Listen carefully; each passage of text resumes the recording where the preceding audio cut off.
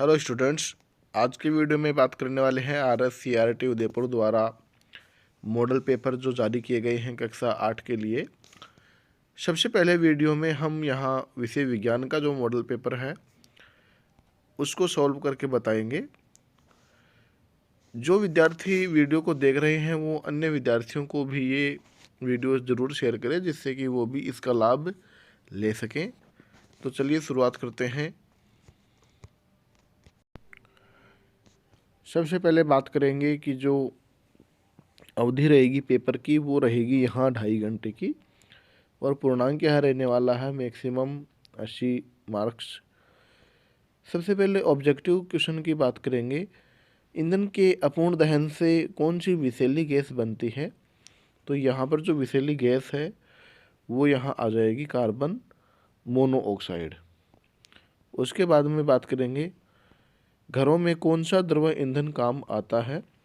तो यहाँ पर देखिए जो ईंधन हम काम में लेते हैं जो सिलेंडर में भरा हुआ होता है हमारे यहाँ LPG लिक्विफाइड पेट्रोलियम गैस जो हम घरों में काम में लेते हैं। यहाँ CNG जो होती है वो वाहनों में काम आती है।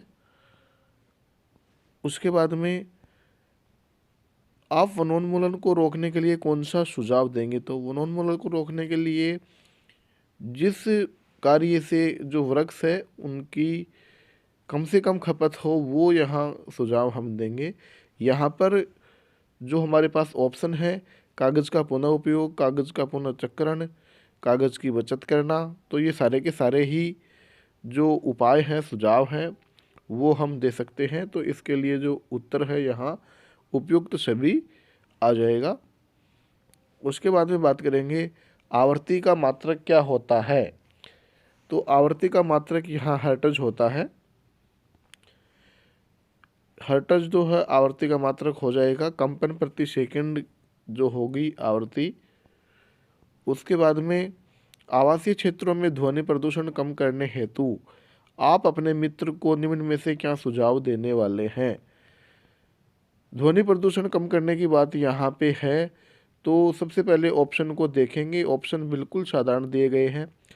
टेलीविज़न और रेडियो की ध्वनि प्रबलता कम करना, औद्योगिक मशीनों को शहर से दूर लगाना, वाहनों की हॉर्न का उपयोग कम करना। तो यहाँ पर सारे के सारे जो ऑप्शन है वो सही दिख रहे हैं। उपयुक्त सभी जो ऑप्शन है हमारा वो यहाँ सही हो जाएगा। उसके बाद में अगला प्रश्न देखते हैं कि निम्न में से कौन सा पदार्थ विद्युत का सुचालक है? सुचालक से यहाँ तात्पर्य है कि जो विद्युत धारा को अपने में से होकर आने देता है। तो यहाँ पर सबसे पहले रबर की बात करेंगे। रबर है वो कुचालक होते हैं, लकड़ी भी कुचालक होती है, प्लास्टिक भी कुचालक होती है। एल्यूमिनियम जो यहाँ है एक धातु होता है और वो यहाँ सुचालक होता है। उसके बाद में बात करेंगे अगले प्रश्न की। अगला प्रश्न हमारे पास यहाँ है कि गैस बर्नर, साइकिल का हैंडल, पहियों की रिम आदि पर क्रोमियम का विद्युत लेपन क्यों किया जाता है? क्रोमियम का जो विद्युत लेपन है उसको करने के पीछे कौन सा कारण है यहाँ? तो क्रोमियम चमकदार होती है, संक्षारित नहीं होती है, यह खरोंचों का भी प्रतिरोध करती है। तो सारे के सारे ऑप्शन यहाँ सही हो जाएंगे और ऑप्शन द यहाँ सही हो जाएगा। उसके बाद में अगला प्रश्न, आप निम्न में से घर्षण द्वारा आसानी से आवेशित नहीं कर सकते। घर्षण द्वारा आवेश की बात हो रही है तो प्लास्टिक, स्केल, गुब्बारा, तांबे की वस्तु और ऊनी स्वेटर। तो यहाँ पर हमने यदि पाठ का अध्ययन किया हो अच्छे तरीके से तो प्लास्टिक स्केल को भी हम आवेशित कर सकते हैं, गुब्बारे को भी हमने आवेशित करके यहाँ दिखाया है और ऊनी स्वेटर। तो यहाँ केवल तांबे की जो वस्तु है वो यहाँ जल्दी से आवेशित नहीं होती, इसलिए ये ऑप्शन यहाँ सही हो जाएगा। अगले प्रश्न में हमारे पास यहाँ very short answer type question है। क्वेश्चन नंबर 9 देखिए, निम्न में से सिंचाई के पारंपरिक व आधुनिक साधनों को सारणी में लिखते हैं। यहाँ तो आधुनिक कौन सा है और पारंपरिक कौन सा है उनको अलग अलग यहाँ छांटना है। तो सबसे पहले हम यहाँ पारंपरिक की बात करेंगे तो पारंपरिक साधनों में यहाँ रहट हो जाएगा, ढेकली हो जाएगा और मोट हो जाएगा। तो ये तीन तो हो जाएंगे पारंपरिक, बाकी जो यहाँ ड्रिप बच गया ये हो जाएगा आधुनिक, और छिड़काव तंत्र जो है वो भी आधुनिक हो जाएगा। तो इस तरीके से आप अलग अलग यहाँ जो सारणी दी गई है आप उसमें अलग अलग ये लिख देंगे। उसके बाद में बात करते हैं प्रतिजैविक औषधियों के निर्माण में हम किसका उपयोग करेंगे। तो इसके लिए हम चलते हैं, तो यहाँ पर जो प्रतिजैविक औषधियों की बात करें उसमें जो एंटीबायोटिक है उसके जो मुख्य उदाहरण है वो हमारे यहाँ पर जो स्ट्रेप्टोमाइसिन है, टेट्रासाइक्लिन है, एरिथ्रोमाइसिन है, ये सारे के सारे हैं। लेकिन यहाँ जो प्रश्न में बात की गई है कि जो एंटीबायोटिक औषधियाँ हैं उसमें किसका उपयोग किया जाता है, तो ये जो कवक है, जीवाणु है, इनसे यहाँ उत्पादित की जाती है। तो कवक जीवाणु यहाँ क्या होते हैं, जो सूक्ष्म जीव है उनकी श्रेणी में आते हैं। तो ये सारी की सारी चीज़ें हमको यहाँ लिख देनी है। अगला प्रश्न हमारे पास यहाँ है एलपीजी और सीएनजी का पूरा नाम हमको यहाँ बताना है। बिल्कुल सिंपल प्रश्न है। एलपीजी का जो पूरा नाम है वो यहाँ होगा लिक्विफाइड पेट्रोलियम गैस, और सीएनजी का यहाँ नाम होगा कंप्रेस्ड नेचुरल गैस, जैसे कि हम आपको यहाँ स्क्रीन पे दिखा रहे हैं। तो हम जो एलपीजी है उसके सामने लिखवा देंगे कि जो लिक्विफाइड है, लिक्विफाइड पेट्रोलियम गैस, और जो सीएनजी है उसके सामने यहाँ लिखेंगे कंप्रेस्ड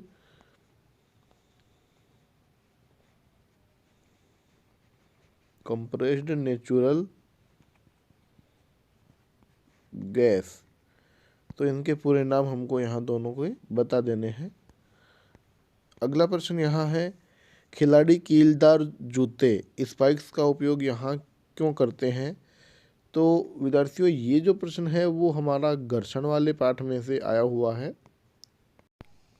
तो जैसा कि आप स्क्रीन पे देख पा रहे हैं यहाँ कीलदार जो जूते हैं वो भी दिखाए गए हैं। कीलदार जूते और जो टायर दिखाया गया है ट्रैक्टर का उसमें आपको बड़ी बड़ी जो धारियां हैं वो खांचेदार दिखाई दे रही है।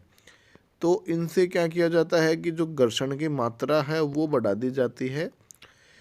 जूते कीलदार बनाएंगे तो जो घर्षण होगा खिलाड़ियों का, जो जिस दूब के ऊपर जिस मैदान में वो चलेंगे वो जो कीलें हैं उसमें आसानी से गड़ जाएंगी और उनको चलने में आसानी यहाँ रहेगी।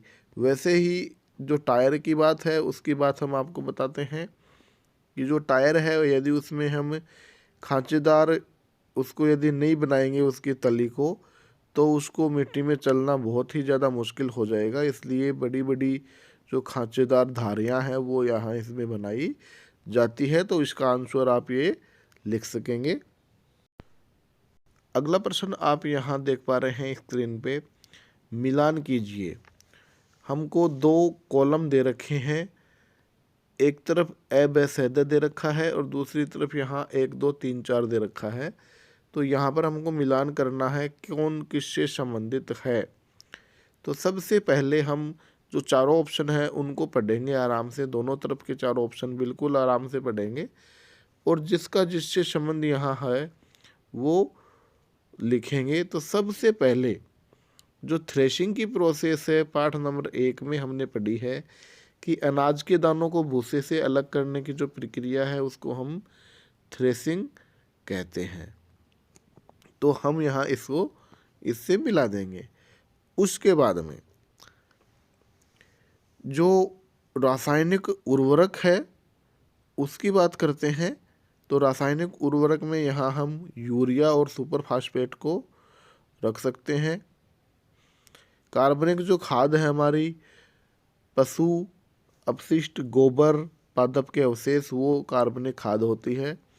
और सबसे यहाँ साधारण दिया गया है खरीफ फसल, तो चावल और मक्का यहाँ खरीफ फसल के उदाहरण हैं। तो आप इस तरीके से चारों जो ऑप्शन हैं वो एक दूसरे को मिला सकते हैं और जो प्रश्न नंबर 13 है वो सोल्व कर सकते हैं। उसके बाद में बात करते हैं नाइट्रोजन स्थिरीकरण में राइजोबियम जीवाणु के महत्व को समझाइए। तो विद्यार्थियों, हम यहाँ जानते हैं कि जो नाइट्रोजन स्थिरीकरण है उसमें जो राइजोबियम जीवाणु है वो काफ़ी महत्वपूर्ण भूमिका निभाता है। जैसा कि आप स्क्रीन पे देख पा रहे हैं, यहाँ जो लेग्यूम पौधे हैं, लेग्यूम जो मटर श्रेणी के पौधे हैं, उसमें एक जीवाणु पाया जाता है जिसको राइजोबियम हम यहाँ कहते हैं। राइजोबियम लेग्यूमिनोसोरम इसका पूरा नाम होता है। पौधे व जंतु वायुमंडलीय नाइट्रोजन का सीधे उपयोग नहीं कर सकते। मिट्टी में जो उपस्थित जीवाणु हैं, नीले हरे शैवाल हैं, नाइट्रोजन का स्थिरीकरण करके यौगिकों में परिवर्तित कर देते हैं। जब नाइट्रोजन इस प्रकार के उपयोगी यौगिकों में परिवर्तित हो जाती है तो इसका जो उपयोग है, जो जड़ तंत्र है पौधे का भाग, उस जड़ तंत्र के द्वारा उपयोग कर लिया जाता है और नए नए यौगिकों का जो संश्लेषण है वो कर दिया जाता है। जो नाइट्रोजन चक्र है वो भी परीक्षा की दृष्टि से काफ़ी इम्पोर्टेंट है। नाइट्रोजन चक्र आप स्क्रीन पे देख पा रहे हैं, किस प्रकार से नाइट्रोजन वायुमंडलीय नाइट्रोजन में परिवर्तित होती है, मिट्टी में जाती है और वापस जीवाणुओं तक पहुंच जाती है। तो ये सारा का सारा चक्र आप यहाँ देख सकते हैं। उसके बाद में प्रश्न नंबर 15 यहाँ दिया गया है कि निम्न कथनों के सामने सत्य और असत्य यहाँ हमको लिखना है। ट्रू फॉल्स वाले प्रश्न हैं। 4 नंबर का एक प्रश्न है यहाँ हमारे पास। तो सबसे पहले जो प्रश्न की बात करते हैं वो है जीवाश्म ईंधन समाप्त होने वाले संसाधन हैं। तो जो जीवाश्म ईंधन है जैसे पेट्रोल है, डीजल है, ये समाप्त होने वाले हैं। तो बिल्कुल सही बात है, ये ट्रू आ जाएगा। उसके बाद में कोयला और पेट्रोल ये असीमित संसाधन है। असीमित का मतलब है कि ये कभी ख़त्म नहीं होंगे। ये बात सरासर गलत है, तो यहाँ पर ये फाल्स आ जाएगा, गलत आ जाएगा। उसके बाद में कोलतार जो है विभिन्न पदार्थों का मिश्रण है। तो जो कोलतार होता है उसमें कार्बन होता है मुख्य रूप से, और अन्य पदार्थ भी यहाँ मिला के जो डामर है वो बना दी जाती है। तो ये सही बात है। पैराफिन मोम का उपयोग मरहम, वेसलिन आदि बनाने में किया जाता है, तो ये भी ट्रू है। उसके बाद में बात करते हैं दहन और ज्वाला में कोई 2 अंतर हमको यहाँ बताने हैं। अलग अलग कॉलम बना के दिए गए हैं दहन का और ज्वाला का। तो सबसे पहले बात करते हैं दहन की। दहन की यदि हम यहाँ बात करें तो एक सिंपल सा रासायनिक प्रक्रम है जिसमें हम ये देखते हैं कि कोई भी पदार्थ है वो ऑक्सीजन से अभिक्रिया करके ऊष्मा प्रदान करता है। तो ये तो दहन की बात हुई।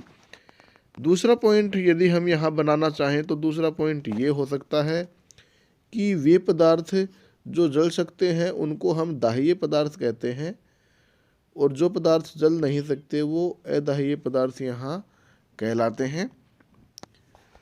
तो ये 2 पॉइंट हम लिख सकते हैं दहन के लिए। यहाँ आप ऊपर देखेंगे तो जो मैग्नीशियम का दहन है वो दिखाया गया है। मैग्नीशियम के दहन से राख बनती हुई यहाँ दिखाई गई है। दूसरा जो ऑप्शन यहाँ दिया गया है ज्वाला का, तो ज्वाला क्या होती है, ज्वाला के बारे में हम यहाँ आपको बताएंगे कि ज्वाला जो है, मोमबत्ती की ज्वाला का उदाहरण हम यहाँ लें तो ज्वाला में विभिन्न प्रकार के क्षेत्र होते हैं। जो मोमबत्ती हमको जलती हुई दिखाई देती है उसमें भी अनेक प्रकार के क्षेत्र होते हैं। जैसे अंदरूनी जो भाग है वो यहाँ बिना जला हुआ भाग जो काला भाग है, उसके बाहर वाला भाग यहाँ दिखाई देगा आंशिक दहन का, और सबसे जो बाहर वाला पूर्ण दहन का जो भाग है नीले कलर का वो दिखाई देगा। सबसे गर्म जो भाग होता है वो यहाँ आपको टॉप पे मिलेगा, और सबसे कम गर्म का जो भाग है वो आपको जो ज्वाला है उसके बीच में मिलेगा। प्रश्न बन सकता है यहाँ से कि ज्वाला में सबसे कम गर्म भाग स्थित होता है, तो यहाँ कम गर्म भाग सबसे बीच में स्थित होता है। तो आप इन चीज़ों के ध्यान जरूर रखेंगे एग्जाम की दृष्टि से। प्रश्न नंबर 17 की हम यहाँ बात करेंगे तो निम्न का आशय स्पष्ट कीजिए। तो सबसे पहले दे रखा है रेड डाटा बुक। तो रेड डाटा बुक क्या होती है, ये 2 नंबर के लिए पूछा गया है। तो रेड डाटा बुक समझाने के लिए हम यहाँ जिक्र करना चाहेंगे जो संकटापन्न जंतु है उनका। तो जो कुछ संकटापन्न जंतु हम किसको कहते हैं, वे जंतु यदि जिनकी संख्या के ऊपर यदि हमने ध्यान नहीं दिया तो वो धीरे धीरे विलुप्त हो जाएंगे। जैसे यहाँ बाघ का उदाहरण हम लें कि यदि बाघ की संख्या को लेकर ध्यान नहीं दिया गया तो बाघ है वो धीरे धीरे नष्ट हो जाएंगे। जैसे शेर है, हाथी है, जंगली भैंसे हैं, यदि हमने इस पर ध्यान नहीं दिया तो नष्ट हो जाएंगे। यहाँ जो विलुप्त जो होने की कगार पे जो होते हैं जंतु उनको संकटापन्न जंतु यहाँ कहते हैं। और जो रेड डाटा बुक होती है, रेड डाटा बुक, उसमें जो संकटापन्न जंतु है उनका यहाँ अध्ययन किया जाता है, उनका नाम लिख दिया जाता है। भविष्य में गवर्नमेंट के द्वारा जो योजना है उनके ऊपर संचालित की जाती है उनकी संख्या को बढ़ाने के लेकर। तो यहाँ रेड डाटा बुक का सीधा संबंध संकटापन्न जंतुओं से है। उसके बाद में बात करेंगे जैव विविधता, जिसको हम अंग्रेजी में बायोडाइवर्सिटी भी कहते हैं। तो बायोडाइवर्सिटी से आशय क्या है कि जो प्रकृति है उसमें विभिन्न प्रकार के जानवर पाए जाते हैं, विभिन्न प्रकार के पेड़ पौधे पाए जाते हैं, विभिन्न प्रकार की मिट्टियाँ पाई जाती है।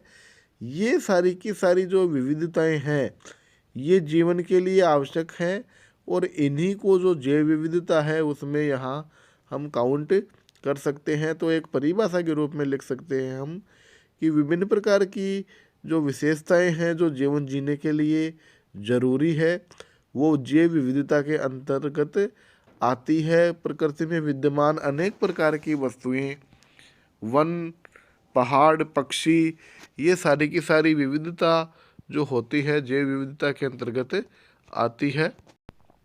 जैसे आप यहाँ चित्र में देख पा रहे हैं कि जो विभिन्न प्रकार की वनस्पति जात है, प्राणी जात है।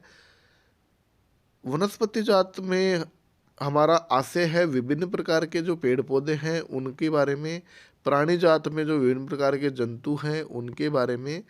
तो वनस्पति जात और प्राणी जात मिलकर जो डाइवर्सिटी है उसको बनाते हैं, जिसको हम जैव विविधता यहाँ कह रहे हैं। चित्र में आप देख पा रहे हैं कि जंगली कुत्ता, चीतल, भेड़िया, तेंदुआ, फर्न, जामुन, ये सारी की सारी जो अनेक प्रकार की चीज़ें हैं वो ही जैव विविधता के अंतर्गत आती है।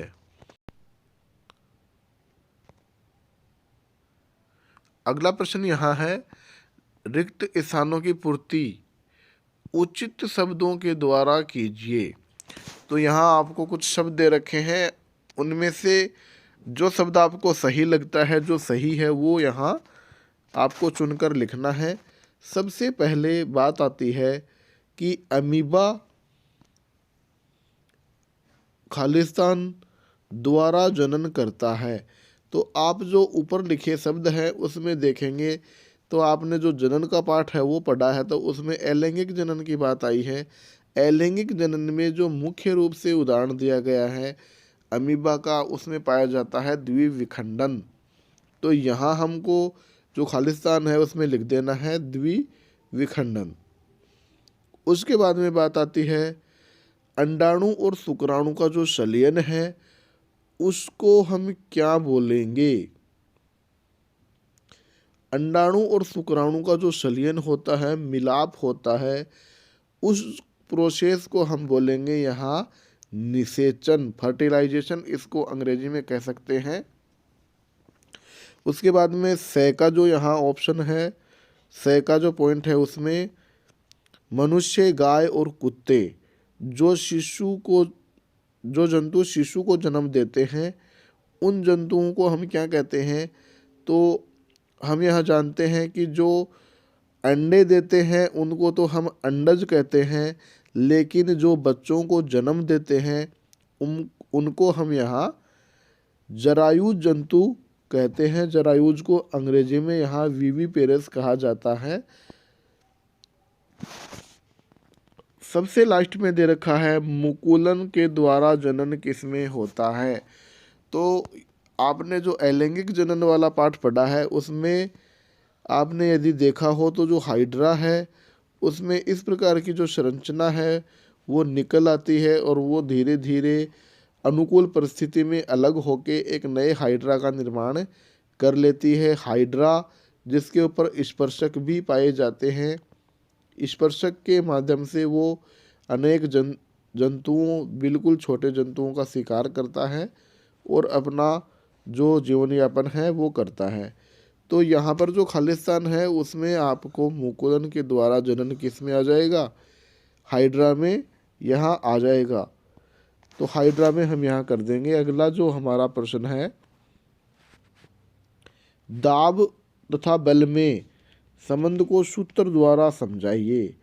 तो यहाँ पर दाब और बल में सूत्र की बात करें तो दाब जो है, दाब को हमने यहाँ दिखाया था P से, और जो बल है उसको हमने दिखाया था F से।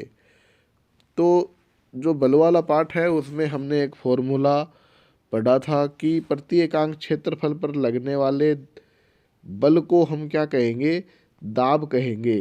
तो यहाँ पर P बराबर F/A आ जाएगा। ये हमारा जो सूत्र है वो हो जाएगा। संबंध हम सूत्र द्वारा हम बता देंगे। यहाँ पर P है वो दाब को दर्शाएगा, F है यहाँ फोर्स को, बल को दर्शाएगा, और यहाँ जो A है वो एरिया, क्षेत्रफल को यहाँ दर्शाएगा, और यही दाब की परिभाषा यहाँ होगी। उसके बाद में बात करते हैं कि उदाहरण देकर समझाइए कि घर्षण शत्रु और मित्र दोनों है, किस प्रकार से है। तो यहाँ पर देखिए सबसे पहले हम बात करना चाहेंगे कि घर्षण शत्रु है। शत्रु में हम कौन कौन से उदाहरण देंगे कि घर्षण के द्वारा होने वाली हानि हम यहाँ समझाएंगे कि घर्षण से कौन कौन सी हानियाँ होती है, वो तो लिखेंगे शत्रु के अंतर्गत। और घर्षण आवश्यक है, जैसे हमने बताया कि ब्लैक बोर्ड पे चौक से लिखने के लिए घर्षण जरूरी है, तो यहाँ पर घर्षण आवश्यक है। जो मानव है उसके चलने के लिए घर्षण आवश्यक है, तो ये भी लाभदायक है। इनको हम अलग अलग उदाहरण सहित यहाँ देखेंगे, और अलग से जो पॉइंट वाइज है मित्रता और शत्रु दोनों को हम अलग अलग पॉइंट बना के यहाँ लिखेंगे। जैसा कि आप देख पा रहे हैं स्क्रीन पे, घर्षण हानिकारक परंतु अनिवार्य।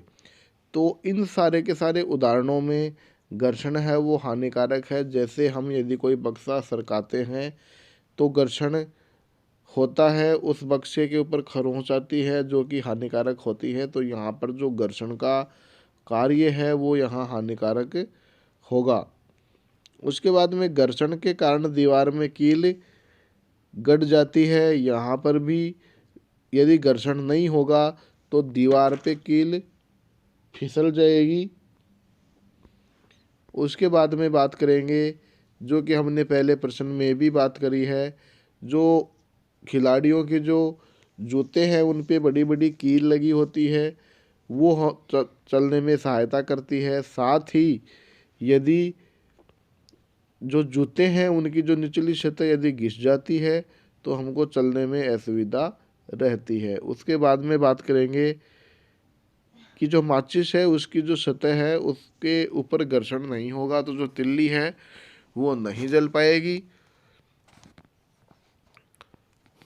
उसके बाद में घर्षण को बढ़ा के भी हम उसका फ़ायदा ले सकते हैं। जैसे यहाँ धारियों की बात करते हैं, घर्षण को घटा के भी हम उसका लाभ ले सकते हैं। जैसे कैरम बोर्ड खेलते हैं तो उसमें जो पाउडर है वो घर्षण कम कर देता है।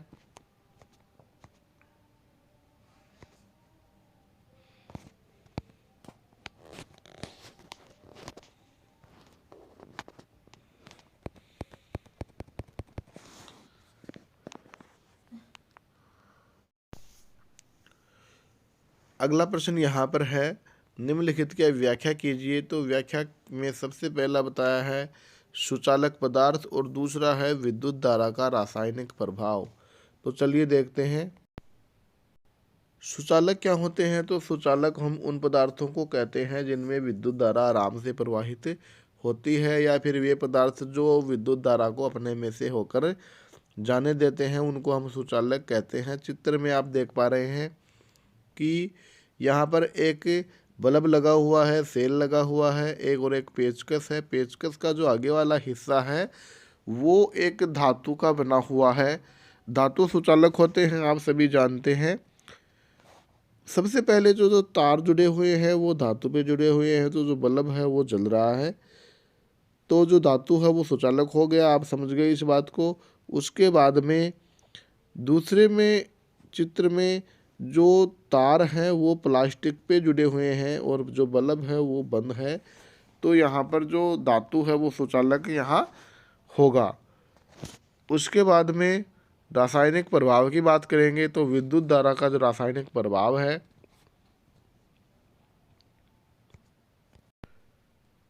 रासायनिक प्रभाव को समझाने के लिए हम जो इलेक्ट्रोड वाला प्रयोग है उसको हम यहाँ करेंगे। इलेक्ट्रोड हम निकाल लेंगे, सेल की जो अंदर की रोड होती है वो हम इलेक्ट्रोड के रूप में काम ले सकते हैं।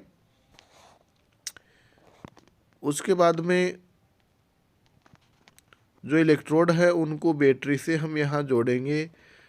कार्बन की जो छड़ है वो आपको यहाँ दिखाई गई है, और उनको दोनों को जल में रखकर हम यहाँ उसमें विद्युत धारा प्रवाहित करेंगे। तो विद्युत धारा का जो रासायनिक प्रभाव है उसमें हम ये देखते हैं कि इलेक्ट्रोड के नीचे है जो विद्युत अपघटे हैं वो अपने अलग अलग घटकों में विभाजित हो जाता है। इसको हम विद्युत धारा के रासायनिक प्रभाव के अंतर्गत काउंट करते हैं। यही विद्युत धारा का रासायनिक प्रभाव है। इसमें आप जो चित्र दे रखा है ये आप बिल्कुल भी बनाना न भूलें। चित्र के जो नंबर हैं विज्ञान के अंदर वो बहुत ही ज़्यादा इम्पोर्टेंट होते हैं, इसलिए जहाँ तक ज़रूरत हो आप प्रत्येक प्रश्न को चित्र के द्वारा समझाने की कोशिश करें। अगला प्रश्न है, अपने नेत्रों की उचित देखभाल के लिए 2 सुझाव दीजिए। तो नेत्रों की उचित देखभाल के लिए हमको 2 सुझाव लिखने हैं। तो यहाँ पर आप देख पा रहे हैं ये नेत्रों की देखभाल हम किस प्रकार से कर सकते हैं। सबसे पहले तो जो नेत्र हैं उनको नियमित रूप से हमको जांच करानी चाहिए। यदि चिकित्सक ने परामर्श दिया है चश्मे का, तो चश्मे का उपयोग हमको यहाँ करना चाहिए। नेत्रों के लिए बहुत कम और बहुत ज़्यादा प्रकाश दोनों ही हानिकारक है, इसलिए हमको पर्याप्त रोशनी वाले जो बल्ब है उनका प्रयोग यहाँ हमको करना चाहिए। साथ ही अपर्याप्त जो प्रकाश है वो नेत्र खिंचाव भी यहाँ पैदा कर सकता है, सर दर्द हो सकता है। शक्तिशाली लैंप का जो तेज प्रकाश है वो भी जो रेटिना है हमारी उसको क्षति पहुँचा सकता है। तो आप ये जो सावधानियां हमने बताई है ये आप लिख सकेंगे, और साथ ही साथ इनको अपनी जो दैनिक जीवन है उसमें भी आप लागू करें, जिससे कि आपके नेत्र हैं वो सही रहे। अगला प्रश्न यहाँ है, सड़क सुरक्षा से संबंधित 2 नियम हमको यहाँ बताने हैं। तो सड़क सुरक्षा के 2 नियम, जैसे जेब्रा क्रॉसिंग है तो वहाँ पर हमको रुक जाना चाहिए। साथ ही दूसरे नियम की बात करें तो हमको जो ग्रीन लाइट है, येलो लाइट है और रेड लाइट है, तीनों लाइट्स में लाइट को देखकर चलना चाहिए। प्रत्येक चौराहे पे यदि रेड लाइट है तो वहाँ रुक जाना चाहिए, येलो लाइट है तो चलना चाहिए। तो ये इस प्रकार के नियम आप यहाँ लिख सकते हैं। बाह्य निषेचन और आंतरिक निषेचन में दो अंतर यहाँ बताने हैं। जैसा कि आप जानते हैं, जो अंडाणु है उसका शुक्राणु के साथ मिलना, संलयन होना निषेचन कहलाता है। तो यदि निषेचन मादा के शरीर के अंदर हो रहा है तो उसको हम कहेंगे आंतरिक निषेचन, और यदि यही निषेचन मादा के शरीर के बाहर हो रहा है तो उसको हम कहेंगे बाह्य निषेचन। तो आंतरिक निषेचन में हम यहाँ बात करते हैं तो जो मनुष्य है वो आंतरिक निषेचन यहाँ करता है। गाय है, भेड़ है, ये सारे के सारे जो जानवर है, उच्च स्तरीय जानवर, उनमें आंतरिक निषेचन होता है। और बाह्य निषेचन की बात करें तो जैसे जेलीफिश है, मेंढक है, वो जो अपने अंडाणु और शुक्राणु है वो जल में छोड़ देते हैं, और जब वो जल में से पास पास आते हैं एक दूसरे के तो यहाँ पर वो निषेचित होते हैं। तो बाह्य निषेचन जो होता है उसमें निषेचन की जो परसेंटेज है निषेचित होने की अंडे, वो बहुत ही ज़्यादा कम होती है, लेकिन जो आंतरिक निषेचन है उसमें ज़्यादा होती है। बाह्य निषेचन करने वाले जो जानवर होते हैं उनमें जो अंडे और शुक्राणु है वो बहुत ज़्यादा मात्रा में छोड़े जाते हैं, जिनसे कि निषेचन का जो परसेंटेज है वो ज़्यादा हो। अगला प्रश्न यहाँ दे रखा है, मानव कर्ण का नामांकित चित्र बनाइए। तो जो मानव कर्ण है उसका नामांकित चित्र आपको यहाँ दिखाया गया है। यहाँ पर सबसे पहले जो मानव कर्ण है उसका बाह्य भाग बना देना है, बाह्य भाग बना के आंतरिक भाग बना देना है। सबसे मुख्य जो है यहाँ कर्णपटा है उसको यहाँ आपको रेखांकित कर देना है, और अंदर जो हड्डियाँ हैं, कोकलिया है, जो गोलाकार संरचना है वो आपको यहाँ बता देनी है। और एमाइएस जो हड्डियाँ हैं, मेलियस, इनकस और स्टेपीज, तीन प्रकार की हड्डियाँ यहाँ पाई जाती है कर्ण में, तो उनके बारे में भी आपको यहाँ स्वच्छता से जो डायग्राम है वो बनाना है।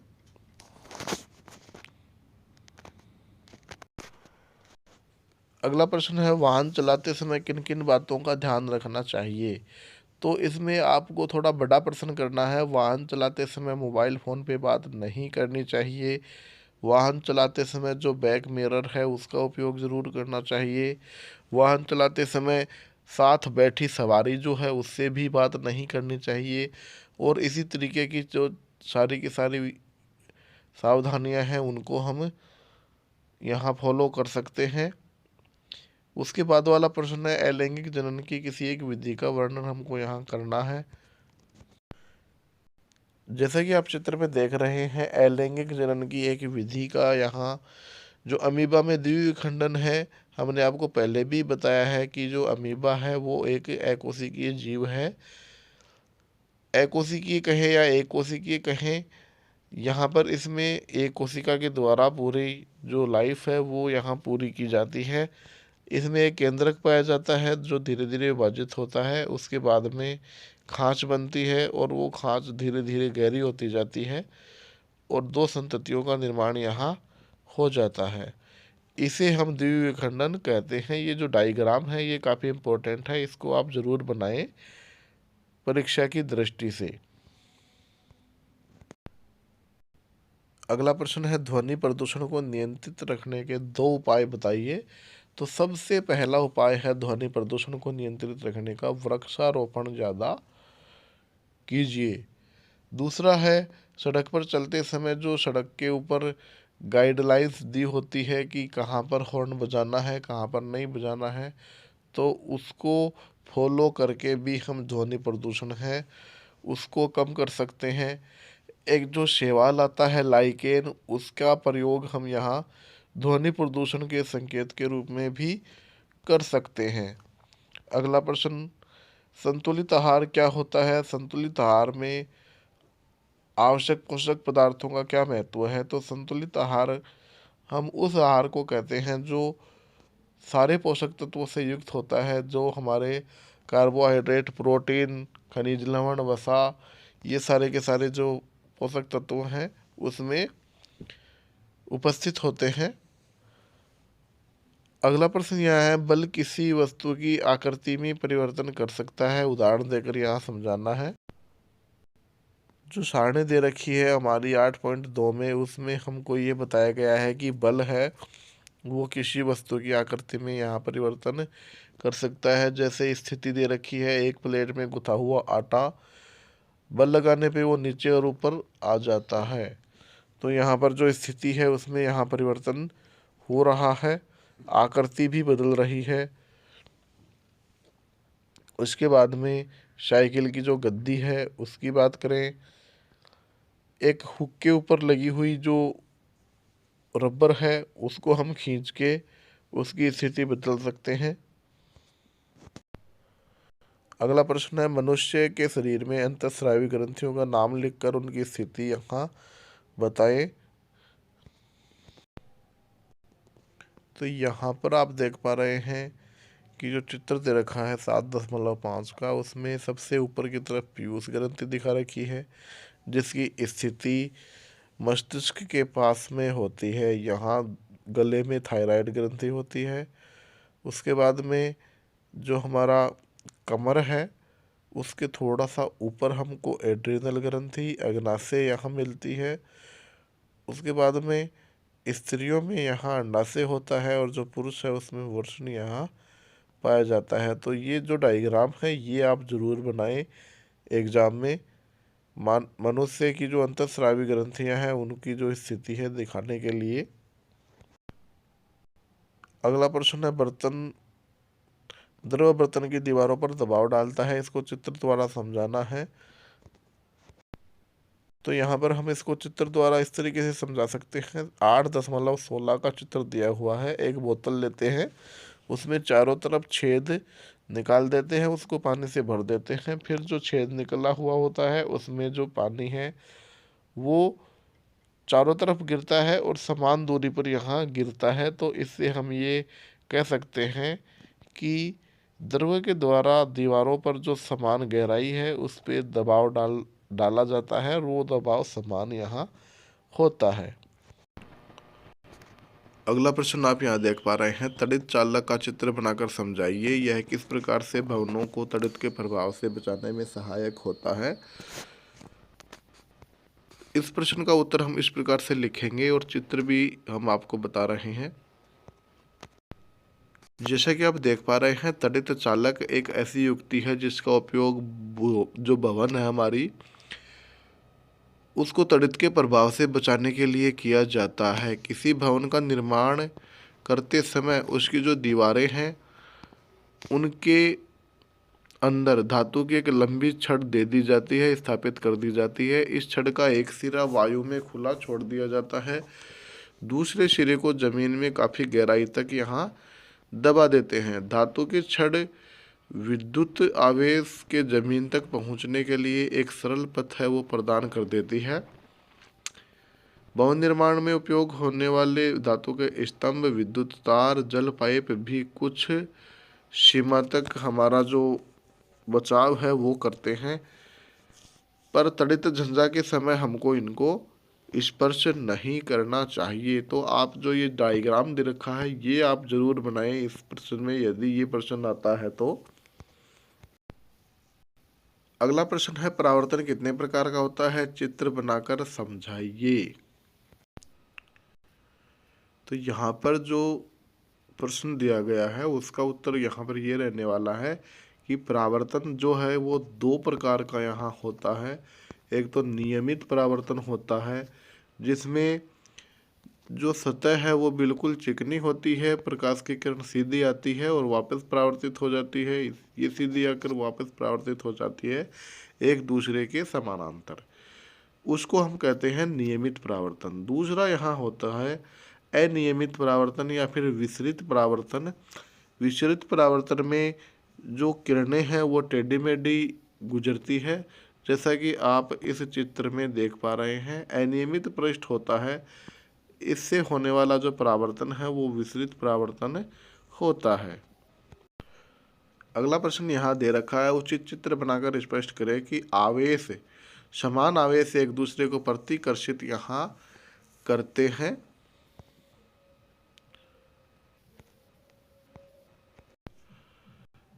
तो देखिए स्टूडेंट, यहाँ पर जो चित्र आप बनाएंगे वो आपको स्क्रीन पे दिखाई दे रहा है। चित्र 12.1 में समान आवेश एक दूसरे को प्रतिकर्षित करते हैं। इसमें हमको दो गुब्बारे लेने हैं, दोनों को कील की सहायता से किसी से लटका देना है। फिर हम क्या करते हैं कि जो दोनों गुब्बारे हैं उनको दोनों को एक ऊनी कपड़े से रगड़ देना है। तो यहाँ ऊनी कपड़े से रगड़ेंगे दोनों गुब्बारों को तो जाहिर सी बात है रबर को ऊंचे रगड़ेंगे तो सेम आवेश यहाँ पैदा होगा। अब दोनों गुब्बारों को बिल्कुल पास पास छोड़ते हैं तो दोनों एक दूसरे को दूर भगाते हैं। इसलिए हम कह सकते हैं कि जो समान आवेश है वो एक दूसरे को प्रतिकर्षित करता है, दूर भगाता है। उसके बाद में अगला यहाँ प्रश्न है, परावर्तन किसे कहते हैं, चित्र बनाकर नियमों को यहाँ लिखो। तो सबसे पहले बात करेंगे जो परावर्तन के नियम है। सबसे पहले तो जो प्रकाश की किरण है जो दर्पण की तरफ आती है उसको हम आपतित किरण कहते हैं, और जो दर्पण को टकराने के बाद में यहाँ दूर निकल जाती है उसको परावर्तित किरण हम यहाँ कहेंगे। आप यहाँ देख पा रहे हैं दोनों के बीच में हमने अभिलंब यहाँ खींच के बताया है। परावर्तन कोण और आपतन कोण ये दोनों बराबर होते हैं, इनके बीच में जो अभिलंब है वो होता है। सबसे पहले बात करेंगे पहले नियम की। तो आपतित किरण, आपतन बिंदु और अभिलंब तथा परावर्तित किरण ये तीनों एक ही तल में होते हैं। ये होता है पहला नियम। उसके बाद में जो दूसरा नियम है कोण आई बराबर कोण आर, ये दूसरा नियम यहाँ परावर्तन का होता है। तो स्टूडेंट ये जो मॉडल पेपर है वो हमने आपकी सहायता के लिए करवाया है। इसमें से प्रश्न आ भी सकते हैं और इससे संबंधित जो प्रश्न है वो आपको पेपर में 101% मिलेंगे। कारण क्योंकि इसमें वो पर्सन सेलेक्ट किए गए हैं जो परीक्षा की दृष्टि से इम्पोर्टेंट है। इसलिए आप परीक्षा देने से पहले ये जो वीडियो है ये आप ज़रूर देखें, वीडियो को बिना रुके हुए देखें, जिससे कि आपको जो पूरे प्रश्नोत्तर है वो समझने में सहायता मिले। वीडियो को अंत तक देखने के लिए आपका बहुत बहुत धन्यवाद। मिलते हैं एक अन्य पेपर के साथ।